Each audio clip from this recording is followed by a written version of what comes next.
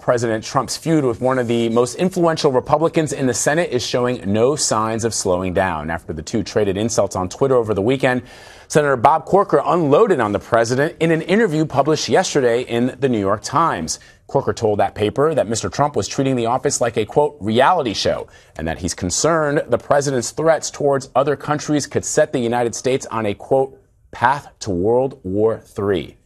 Senator Corker would not directly answer the question as to whether or not he thought Mr. Trump is fit for the presidency. Let's bring in Sean Sullivan. He's a congressional reporter for the Washington Post, and he joins us from Washington. Sean, good to see you. So let's talk about the potential impact of this feud with Senator Corker, especially as Congress prepares to take on major issues like the Iran deal and tax reform.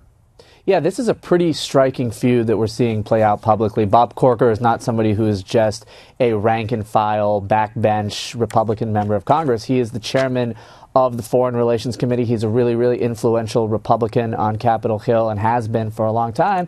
And remember, this is not somebody who was a never-Trumper from the beginning. This is somebody who has found ways to work with Trump, has at times had a friendly relationship. So to see that relationship completely unravel right now and play out in such a nasty public way is really, really striking. And it does raise the question of how, or even if, Trump is going to be able to count on Bob Corker on big issues, such as what he wants to do next with Iran, what he wants to do on tax reform. So, you know, it's not just the relationship, it's also that Bob Corker is a key vote on a lot of these issues. And now that he has this really, really toxic relationship with the president, it makes you wonder how much damage the president just did to his legislative agenda on Capitol Hill.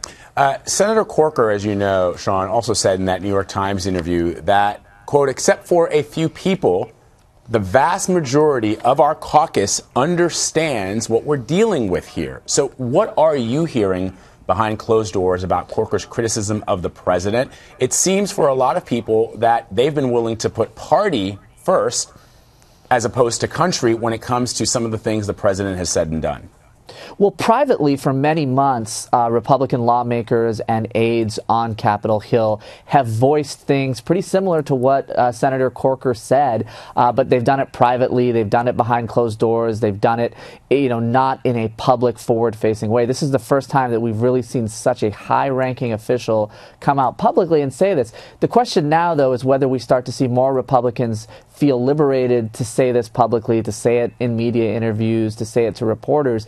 Remember, Bob Corker is not running for re-election. He announced a couple of weeks ago that he's going to retire at the end of next year, so he's not seeking another term. So he is freer, in a sense, to sort of say these things, voice these criticisms of the president than some of his colleagues are. The question is, in the coming days, you know, what do you do if you're Senator Jeff Flake and you're running for re-election next year? What do you do if you're Dean Heller? What do you do if you're, you know, a number of other House Republicans who are running? They're worried about primaries. They don't want to get primaried by a Trumpian candidate, by a candidate who's backed by Steve Bannon and his allies. And so I think what we're going to see is Republicans still be kind of cautious publicly about what they say because they're in a different position than Corker's, and they've got to worry about what happens in the midterms. Yeah, some people have asked me on social media if we're witnessing a watershed moment here with Senator Corker's comments, similar to, for example, Senator Howard Baker of Tennessee during the Watergate hearings, asking when did the president know and what did the president know and when did he know it? Mr. Baker was a Republican, so the criticism of a very popular president who won the election in the case of Richard Nixon was striking for a lot of people, and people are saying this could be the same thing. Yeah, I mean, that is the question now, is are we going to start to see Mitch McConnell, Paul Ryan, some of these other top Republicans be a little bit more aggressive in their criticism? You know, the argument that Republicans have made all along is, look, we need to sort of get along so that we can get tax reform done, so that we can get other pieces of our agenda done. But we're looking at the situation right now. We're almost, you know, through the end, getting close to the end of Trump's first year in office. Republicans don't have their Obamacare repeal. We don't know where tax reform is going to end up. So I think as it looks less likely that Republicans can accomplish these goals legislatively that they've set out for themselves, Republicans might start to do a little bit more soul searching and say, look, you know, there really may not be any more justification to get along with somebody who we think is controversial and potentially dangerous to this country. And all that in just the first year. Sean, before I let you go, I want to ask you about immigration. The White House has sent Congress a wish list of sorts on immigration policy, potentially threatening any deal on protecting so-called dreamers. What sort of reaction is that getting on the Hill?